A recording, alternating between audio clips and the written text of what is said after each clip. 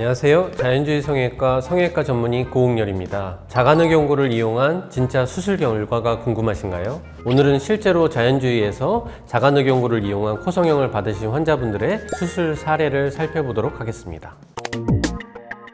첫 번째 케이스는 이번 수술이 세 번째 코 수술이었습니다. 주된 원인은 계속해서 코끝이 떨어지는 것을 주소로 내원하신 분인데요. 정면 사진을 보시면 콧구멍이 아무래도 많이 보이게 되고 왼쪽에 코끝 위에가 찝힌 코처럼 좀 들어가 있는 것을 보실 수 있는데요. 수술 후에는 짧은 코가 연장이 되면서 콧구멍도 정상적인 상태가 되었고 그 다음에 찝힌 부분도 많이 개선되신 것을 보실 수 있겠습니다. 다음 측면 사진 보시겠습니다. 이 사진이 가장 이번 수술의 원인이 되는 사진입니다.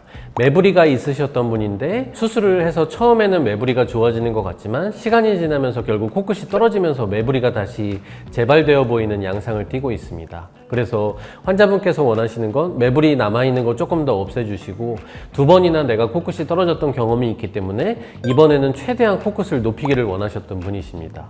그래서 수술 후의 사진을 보시면 매부리가 있던 거는 완전히 다 사라지게 되었고요. 자가늑연고를 이용해서 비주의 지지대를 엄청 튼튼하게 받쳐주면서 코끝을 높게 빼주었기 때문에 지금은 이제 콧대 라인하고 코끝을 비교했을 때 요즘 말하는 직반버선 라인에 잘 나온 것 같습니다.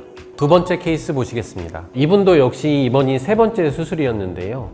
워낙에 짧은 코를 갖고 계셨고 피부가 되게 두껍고 질긴 듯한 느낌을 확인해 보실 수 있는데 그걸로 인해서 수술을 두 번이나 했는데도 짧은 코가 교정이 안 되고 코끝이 너무 뭉툭한데 이거 조금이라도 더 좋게 될 수 없나 하고 찾아오신 분이셨습니다. 원체 이분은 코끝이 짧았고요. 그 다음에 피부가 이렇게 두껍고 질기게 되면 코끝을 떨어뜨리게 하는 그 저항감이 더 크기 때문에 가능하면 자가늑연고를 이용해서 코 수술을 하는 것을 추천드렸었고 그래서 짧은 코가 연장이 되면서 현재 여기로 보이는 코끝의 위치가 수술하면 정상적인 코끝의 위치로 바뀐 걸 보실 수가 있고요. 그전에는 비주가 거의 없다시피 할 정도였는데 수술을 해서 비주 교정도 시행을 하신 분입니다.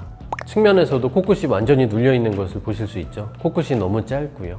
그래서 콧대 라인보다 코끝을 더 높게 빼주고 짧은 코를 아래쪽으로 더 연장해 주었고 비주를 교정해 준 사진을 보실 수 있습니다. 세 번째 환자분은 이전에 염증이 있으셨던 분이십니다. 20년 전에 실리콘을 넣어서 수술을 했는데 그게 바로 염증이 생겨서 지금 여기 보시는 여기 부분으로 실리콘이 빠져나왔던 분이시고요. 그 이후에도 추가로 실리콘을 이용해서 수술을 했었는데 또 염증이 반복돼서 실리콘을 제거하시고 내원하신 분이십니다. 지금 보시면 코끝에 함몰 흉터가 남아있는 상태이고요. 코는 너무 짧아서 이제 구축이 되어 있는 상태를 보실 수가 있습니다. 이분 같은 경우에는 더더욱이나 실리콘을 써서 염증이 한 번이 아니고 반복이 되시는 분이기 때문에 코끝의 높이가 조금 아쉽더라도 가능하면 연골이나 진피를 이용해서 수술을 해주는 것을 추천했고요. 코가 너무 구조가 무너져 있는 상태였고요. 함몰 흉터로 인해서 코끝이 이렇게 주저앉아 있는 느낌, 그 다음에 코끝이 너무 구축되어서 짧고 비주도 없고 전형적인 구축코의 모습을 보실 수가 있습니다. 자가늑연고를 이용을 해서 수술을 한다 하더라도 수술의 결과가 조금은 제한적일 수 있다는 것을 수술 전에 충분히 솔직하게 설명을 드리고 수술을 하였는데 다행히도 코끝이 많이 그래도 내려오고 비순각을 자가늑연고를 이용해서 교정을 해주고 콧대는 그전보다는 높아진 게 귀연골과 자가 진피를 이용해서 높여놨기 때문에 이렇게 여기가 들어가 있고 여기가 들어가 있고 이런 울퉁불퉁한 느낌의 코를 매끈하게 해줄 수 있고 굉장히 다행스러웠던 케이스라고 생각이 됩니다. 네 번째 환자분 보시겠습니다. 저희 병원에 이제 내원할 때 사진입니다. 이분이 이제 이전에 두 번의 수술을 받으셨는데 여기 보시면 코끝의 색깔도 많이 바뀌어 있고 전체적으로 뭔가 염증이 의심되는 소견을 볼 수 있고요. 실제로 코 안에를 비경을 넣어서 보게 되면 이 실리콘 넣었던 게 이 콧구멍 바깥으로 빠져나와 있는 케이스였습니다. 그래서 너무 염증이 심한 상태로 내원하셨고 이런 분들 같은 경우에는 환자분들은 되게 한 번으로 끝내기를 원하실 수는 있지만 염증이 생긴 상태에서 실리콘을 빼고 아무리 뭐 염증 조직을 제거하고 깨끗하게 만들어준다 하더라도 다시 염증이 생길 가능성이 훨씬 더 높기 때문에 먼저 처음에는 실리콘하고 이전에 있던 연골들을 제거해서 일단 깨끗하게 만들어주고 그리고 나서 적어도 한 1년 정도 지켜보고 그 다음에 어느 정도 염증이 생기지 않고 그 다음에 피부에 여유가 조금 생겼을 때 수술을 하자고 설득을 해서 첫 번째 그날에는 실리콘을 제거만 했고요.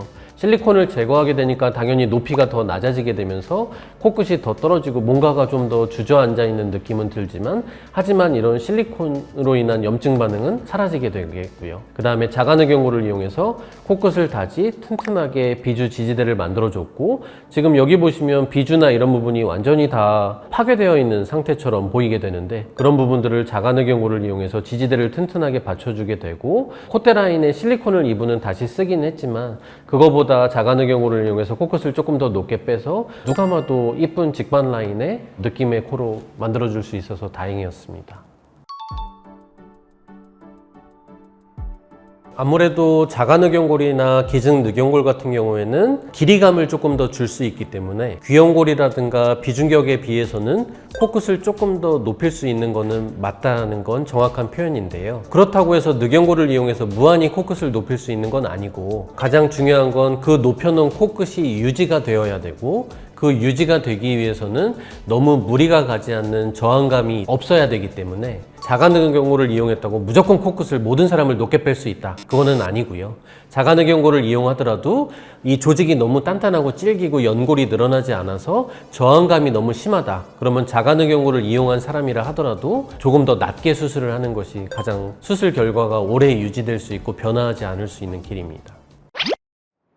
오늘은 실제로 본원에서 자가늑연골을 이용해서 수술하신 분들의 여러 사례를 살펴보았습니다. 질문은 댓글을 남겨주시고요. 제 코 이러이러한데 재수술 꼭 받아야 되나요? 이런 질문들은 정확한 답변을 드리기가 좀 어렵기 때문에 상담이 필요한 부분이 있으시면 병원으로 문의 주시면 도움 드리도록 하겠습니다. 감사합니다.